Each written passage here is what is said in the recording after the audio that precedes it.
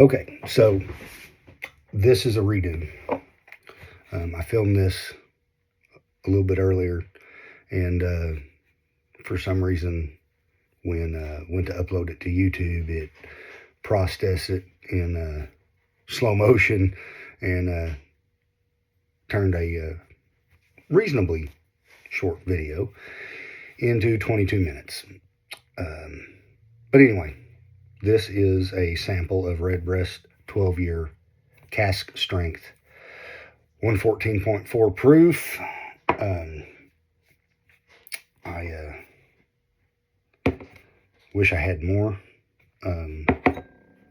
but I did my review, and then I was sipping on the rest of the sample, and as I was trying to upload to YouTube, and it got messed up.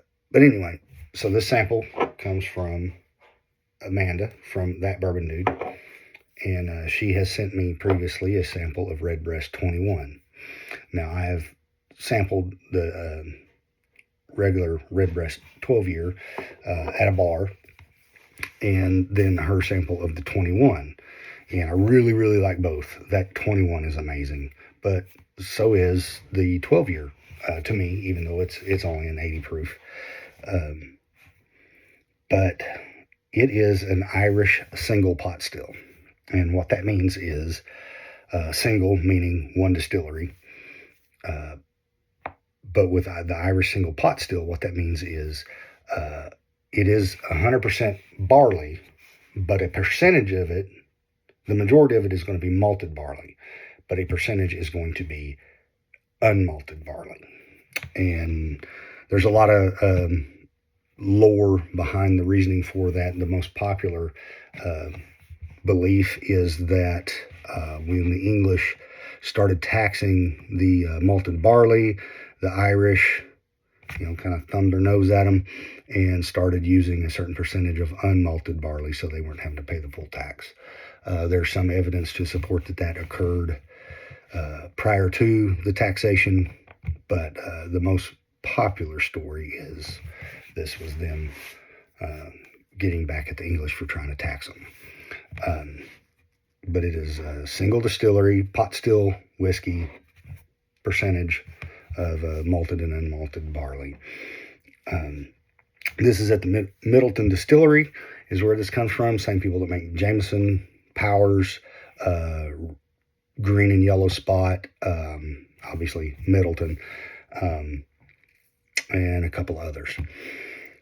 But at one time, with the downfall of, after Prohibition and whiskey taking a downturn, even worldwide, a lot of all the distilleries kind of collapsed down. At one point, that was the only distillery operating in Ireland. But now, things take a turn and they're back. There's several different distilleries, all making great whiskey. But on this one, I get a lot of kind of warm bread, shortbread cookies, maybe even some, buttered biscuit note. It's just a real bready note, and that's what I relate it to most, is the shortbread cookies.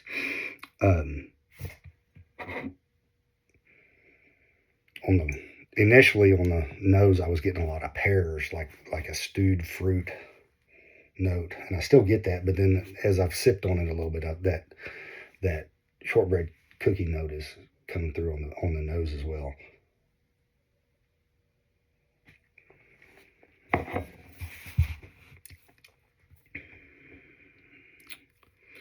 And I can get some of that fruity note on the palate, but it's real strong with that bready shortbread cookie note.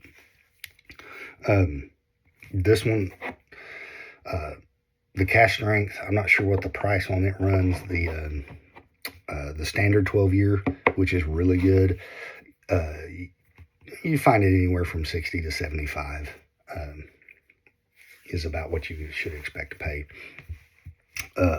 15-year, it jumps way up. it's like 150 and just on up from there. But yeah, this is another really good. I'm a huge fan of Irish whiskey, huge fan of Scotch. As much as I love bourbon, I do like to jump across the pond, because if it wasn't for them, we wouldn't have bourbon. So it's kind of nice to explore the different flavors that you get around the world. But yeah, this is, if you can find the cask strength and it's in your budget, I say get it. But it's not cheap, but it's definitely less expensive is the standard 12-year, and I highly recommend that as well. But that's my take on Redbreast. Hope you enjoyed.